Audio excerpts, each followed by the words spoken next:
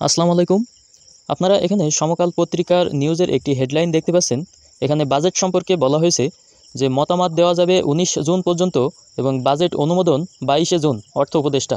তো এই 19 জুন এবং 22 জুনের আগে সরকারি চাকরিজীবীদের জন্য যে বিশেষ ভাতা বরাদ্দ বা বিশেষ ভাতার প্রজ্ঞাপন জারি করা হয়েছে, সে বিষয়ে সরকারি কর্মচারীদের জন্য আসলেই এই বিশেষ ভাতা পাওয়ার যে প্রজ্ঞাপন, সেই প্রজ্ঞাপনটি আসলে সংশোধন করা যায় কিনা, সে বিষয়ে সরকারি কর্মচারীদের পক্ষ থেকে কিছু পদক্ষেপ নেওয়া যায় কিনা, সে বিষয়ে আজকের এই ভিডিওতে দেখব। তো ভিডিওটি না টেনে সম্পূর্ণ দেখুন। তো আমরা এখন এখানে ফিনান্স মিনিস্ট্রি ওয়েবসাইটে চলে আসছি। তো এই ফিনান্স মিনিস্ট্রি ওয়েবসাইটে আপনারা প্রথমে যাবেন।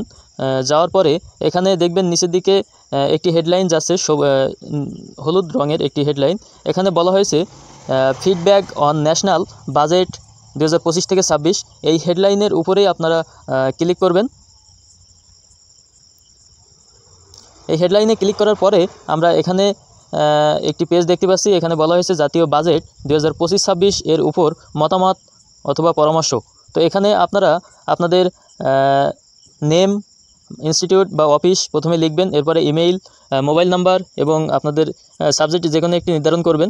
করে এখানে আপনারা 1000 শব্দের একটি মতামত এখানে বিস্তারিত আপনারা লিখতে পারবেন। এই মতামতে আপনাদের যে সরকারি চাকরিজীবীদের জন্য বিশেষ ভাতা যে প্রজ্ঞাপন দেওয়া হয়েছে, সেটি আসলে বর্তমান সময়ে যে খুবই নগণ্য, সে বিষয়টি এখানে তুলে ধরে সরকারি চাকরিজীবীদের জন্য এই বিশেষ ভাতার প্রজ্ঞাপনটি সংশোধন করে সরকারি চাকরিজীবীদের জন্য একটি সময় উপযোগী এবং সরকারি কর্মচারীদের দাবি দেওয়ার প্রেক্ষিতে একটি সময় উপযোগী ভাতা নির্ধারণ করা হোক, এমন কিছু দাবি দেওয়া এখানে আপনারা লিখতে পারেন।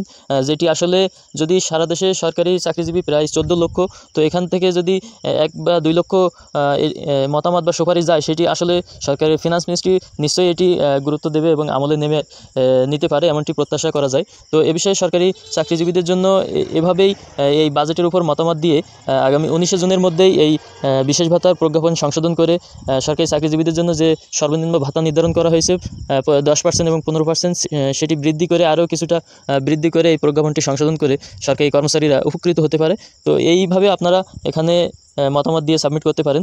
তো পরবর্তী সব আপডেট পেতে অবশ্যই চ্যানেলটি সাবস্ক্রাইব করে রাখবেন, আর ভালো লাগলে অবশ্যই লাইক দিয়ে কমেন্ট করে জানাবেন। ধন্যবাদ সকলকে।